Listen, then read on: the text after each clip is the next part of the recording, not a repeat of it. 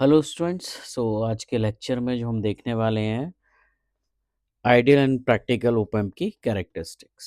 Okay, exam point of view से important है, बहुत बार पूछा गया है, plus numerical point of view से भी इम्पोर्टेंट है। यहाँ पे कंपैरिजन करने के लिए मैंने यहाँ पे कॉलम बना लिए और इसमें मेंशन कर लिया कैरेक्टरिस्टिक्स, आइडियल की क्या वैल्यू होती है और प्रैक्टिकल की वैल्यू होती है। तो सबसे पहले हम बात करेंगे वोल्टेज गेन। वोल्टेज गेन, जो वोल्टेज गेन की वैल्यू होती है ideal value, it should be infinite and practical value जो होती है 2 × 10⁵। ओके, जो आइडियल होनी चाहिए वो इनफाइनाइट होना चाहिए, मतलब हम मान के चलते हैं gain should be very high. Next one is the input impedance. Okay, so again input impedance जो होता है वो इनफाइनाइट होता है एंड प्रैक्टिकल वैल्यू के लिए it will be near about the 2 mega ohm. Next one ऐसे ही हमारा क्या हो जाता, output impedance. Output impedance ideal value 0 होनी चाहिए एंड जो प्रैक्टिकल वैल्यू हम मान के चलते हैं near about the 75 ohms. Next one is the CMRR, that is called common mode rejection ratio. इसके बारे में हम ऑलरेडी डिस्कस कर चुके हैं। Ideal value it should be infinite and practical जो वैल्यू होती है वो नियर अराउंड दी 90 dB होती है। Next one is bandwidth. Bandwidth की जो वैल्यू होती है आइडियल वैल्यू इनफाइनाइट होनी चाहिए, बट जो प्रैक्टिकल वैल्यूज होती है वो नियर अबाउट दी 1 मेगाहर्ट्ज होती है। Next one is the PSRR, power supply rejection ratio. इसके बारे में भी हम डिस्कस कर चुके हैं।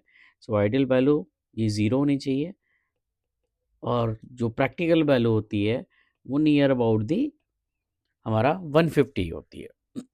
नेक्स्ट वन इज द, अगर नेक्स्ट कैरेक्टरिस्टिक की बात करूं तो हमारा होता है स्लू रेट।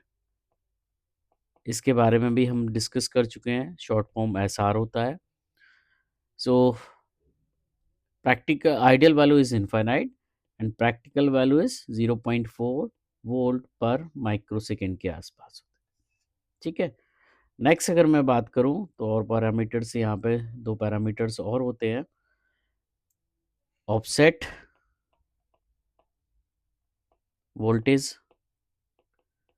सो आइडियल वैल्यू 0 नहीं चाहिए but practical value near about 2 milli volt. Same in the case of offset current. Ideal value हमारी होनी चाहिए 0 and practical value 6 nano ampere के अराउंड आती है। These are the some characteristics. इनको हम न्यूमेरिकल्स में भी यूज़ करेंगे और डेरिवेशंस में भी ये हेल्पफुल होगी।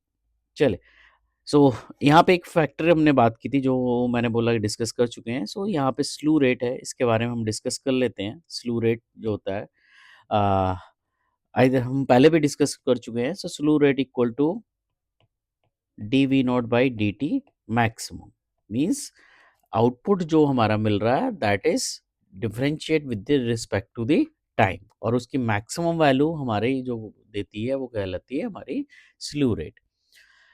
और बाकी हम सेम जो पैरामीटर्स हैं ये हम ऑलरेडी डिस्कस कर चुके हैं। PSRR, offset, offset voltage, offset current, इनके बारे में हम पहले डिस्कस कर चुके हैं।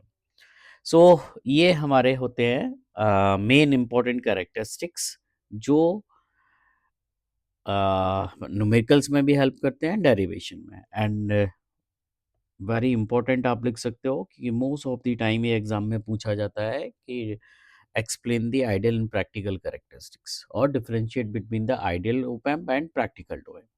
Okay, so next lecture में हम डिस्कस करेंगे virtual ground and virtual short concept. Thank you.